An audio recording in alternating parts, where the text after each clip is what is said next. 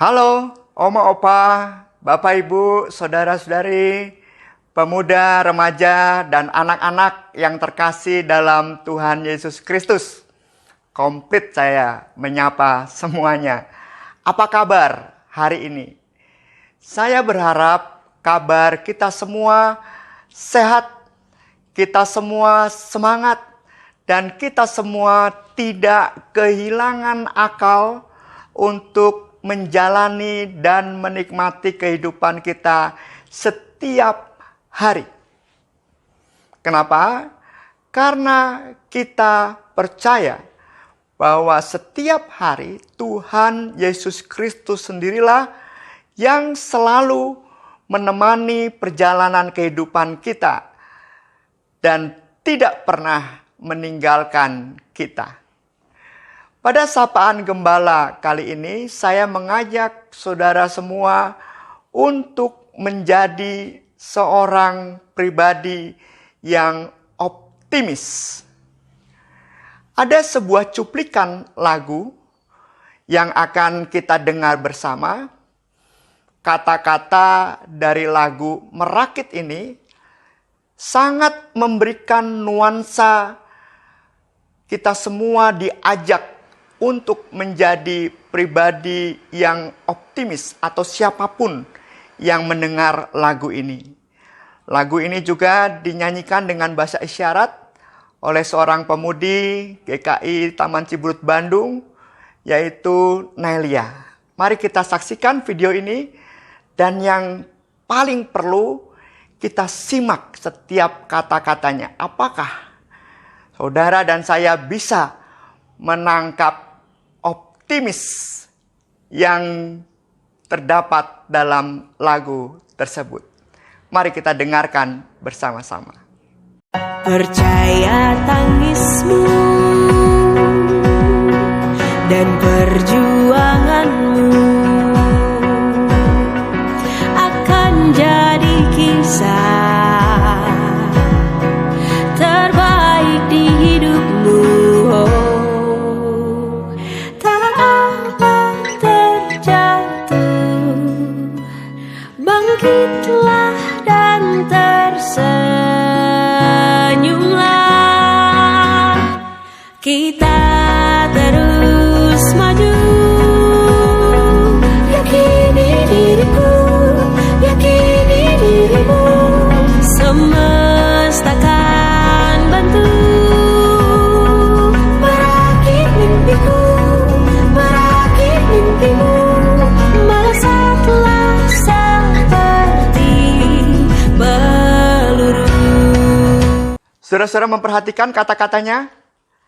Tangismu, perjuanganmu akan menjadi kisah terbaik dalam hidupmu. Biasanya kebanyakan orang dalam perjuangan hidup, dalam mengatasi atau menjalani kehidupan yang sukar atau pergumulan yang berat, penuh air mata, penuh tangisan, penuh perjuangan, seringkali melihat situasi itu sebagai situasi yang sial. Sebagai situasi atau nasib buruk. Hidupku kok nggak bagus-bagus terus gitu. Tetapi lagu ini mengajak kepada kita, oh no, bukan nasib buruk. Bukan hidup nggak bagus-bagus, tetapi tangis dan perjuanganmu itu rangkaian kisah terbaik. Engkau sedang merangkai kisah hidupmu yang terbaik. Jangan berpikir itu nasib buruk atau kesialan atau sesuatu yang nggak benar terus-menerus begitu. Itu adalah bagian tangis dan perjuanganmu, itu bagian dari kisah terbaik dalam hidupmu. Oleh sebab itu, tidak apa terjatuh. Terjatuh lagi, tetapi jangan lupa bangun, bangkit, dan tersenyumlah. Karena kisah terbaik perlu selalu perjuangan dari jatuh ke bangkit, dari jatuh ke bangun, dan tersenyumlah. Yakin pada dirimu. Rakit lagi mimpimu sekalipun dibuyarkan oleh keadaan yang sulit. Semesta akan mendukungmu, bahkan Tuhan sendiri yang mencipta semesta. Dan saat itu terjadi, melesatlah seperti peluru. Artinya apa? Tidak ada lagi yang bisa menghalangi kita untuk menjalani, merangkai kisah hidup ini sekalipun penuh pergumulan berat. Tidak ada yang bisa menghalangi. Kenapa? Karena kita terlatih. Kita sudah terlatih untuk bangun dari kejatuhan. Kita sudah terlatih memaknai setiap air mata. Kita sudah terlatih memaknai setiap perjuangan dari sesuatu yang sulit yang kita hadapi dalam keseharian kita. Itulah seharusnya yang menjadi pribadi seorang pengikut atau murid-murid Yesus Kristus. Pribadi yang optimis. Sekali lagi saudara-saudara, kita harus menjadi pribadi yang optimis. Sebab Tuhan kita Yesus Kristus adalah seorang pribadi yang optimis. Dan menyebarkan rasa optimis itu kepada banyak orang dan kita semua saat ini. Dalam kehidupan kita sehari-hari. Markus pasal 6 ayat 55 berkata demikian.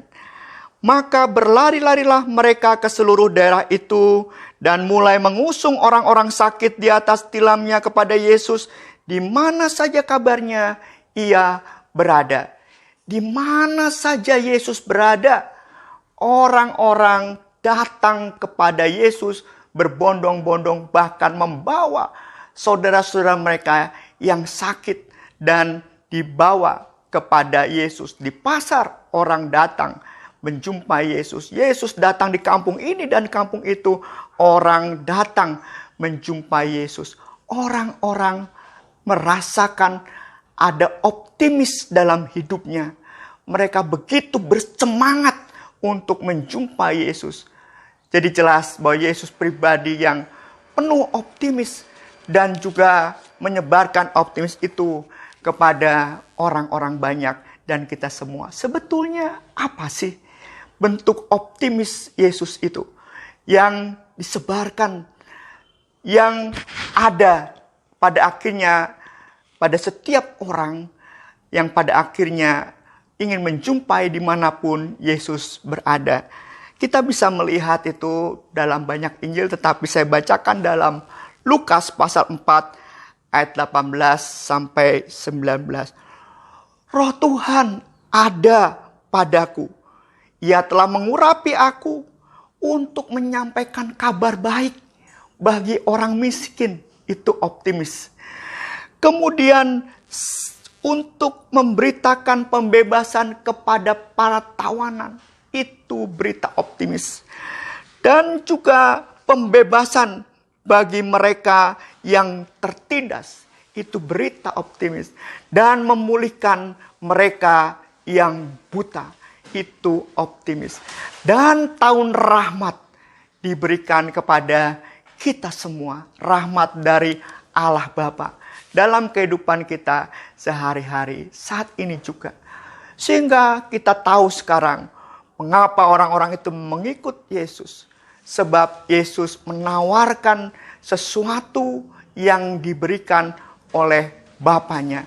Yaitu pembebasan, pemulihan, dan rahmat dalam kehidupan kita sehari-hari. Inilah yang telah diberikan kepada kita. Pembebasan, pemulihan selalu, dan rahmat. Seharusnya dengan ini semua kita menjadi pribadi yang optimis. Ada seorang pemuda yang saya lihat status WhatsApp-nya. Dia bilang bersyukur atas pandemi ini. Lalu saya tanya kepada pemuda itu, kok bisa kamu bisa bilang bersyukur atas pandemi ini? Ya Pak Sam, gara-gara pandemi ini jualanku sekarang malah online dan jualanku malah laku, katanya dia. Wah ya, puji Tuhan dong kalau begitu. Terus dia bilang, Pak Sam, tahu nggak, dengar berita nggak bahwa saya udah lulus kuliah? Wah, saya langsung senang mendengar dia sudah lulus kuliah. Lalu dia bilang begini, bukan lulus kuliah sih Pak sebetulnya, akhirnya lulus kuliah. Loh kenapa akhirnya? Karena saya jatuh bangun.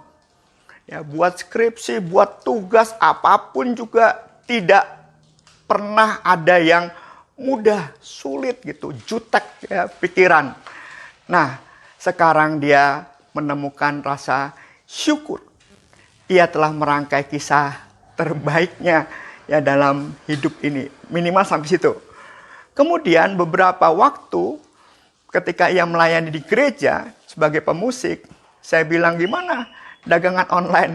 Dia tertawa dan berkata, sepi. Kok sepi?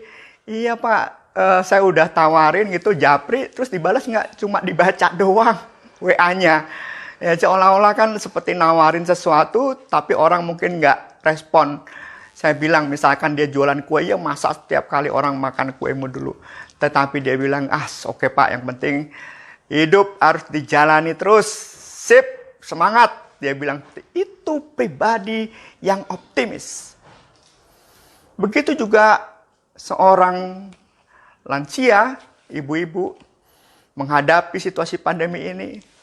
Dia berkata, hidup ini pokoknya nggak boleh kehilangan rasa bahagia.